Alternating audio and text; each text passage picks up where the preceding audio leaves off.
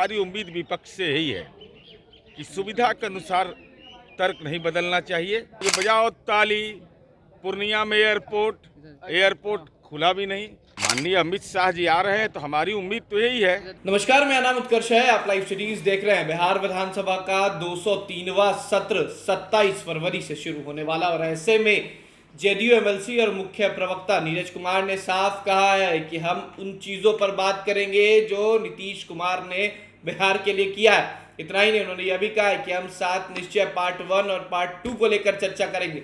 साथ ही साथ बिहार सरकार के मंत्री सुरेंद्र यादव ने जिस तरीके से सेना को लेकर सवाल उठाया था, उसको लेकर भी कह दिया है कि काफी निंदनीय है इस तरीके का बयान किसी मंत्री को, किसी नेता को सेना के शौर्य और पराक्रम पर नहीं देना चाहिए। इतना ही नहीं, जब सवाल हुआ अमित शाह को लेकर तो बहुत कुछ कह गए। क्या कुछ कह रहे हैं नीरज कुमार, पहले पूरा बयान सुने आप। देखिए, सत्र 203वां सत्र है।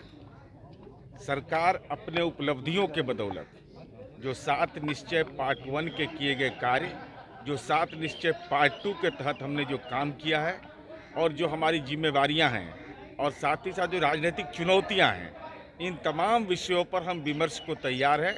हमारी उम्मीद विपक्ष से यही है कि सुविधा के अनुसार तर्क नहीं बदलना चाहिए और सदन में अपनी बात कह के हिट एंड रन नहीं, सदन के अंदर अपनी बात कह के सरकार की बात भी सुननी चाहिए। सुरेंद्र यादव ने जो बयान दिया उसको कैसे देखेंगे? सेना को इस तरह से बोलना, कोई भी व्यक्ति जो भारत के सेना के पराक्रम पर सवाल उठाता हो, जो सेना के शौर्य पर सवाल उठाता हो, जो सेना के द्वारा किए गए कार्य, चूंकि वो किसान और खेत मजदूर के बेटे हैं, जो देश की राष्ट्रीय सुरक्षा पर लगे रहते हैं, उनके 8.5 वर्ष के बाद उनके जीवन की क्या दशा होगी और उनके बारे में कोई भी बयान देना यह बिल्कुल ही आपत्तिजनक है, निंदनीय है। और ऐसे बयान की इजाज़त देना, क्योंकि लोकतंत्र लोकलाज की बुनियाद से चलता है, स्वयं आत्मनिरीक्षण करना चाहिए कि हमारे ऐसे बयान क्या सेना के मनोबल को गिराता है।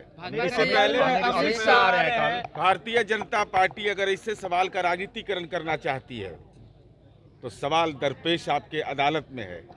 आपको यह स्पष्ट करना चाहिए कि जब माननीय भीम सिंह जी बिहार सरकार के मंत्री थे और उन्होंने ये मंतव्य दिया था उस समय कि सेना मरता ही रहता है, तो बाद में तो भारतीय जनता पार्टी ने उनका शुद्धिकरण करवाया था। क्या कैसे पार्टी के अंदर ले लिए?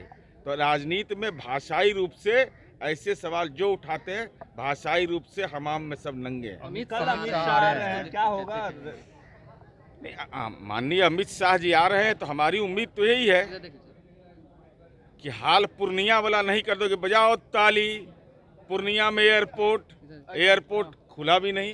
तो हमारी उम्मीद है कि नीतीश कुमार जी के बिहार में आ रहे हैं।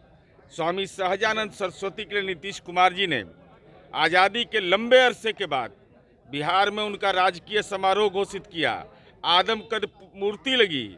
और नीतीश जी जब भारत सरकार के कृषि मंत्री थे तो पहली बार देश में भारतीय कृषि अनुसंधान परिषद में स्वामी जी के नाम पर पुरस्कार हुआ। ये सब तो हम कर दिए अमित शाह जी।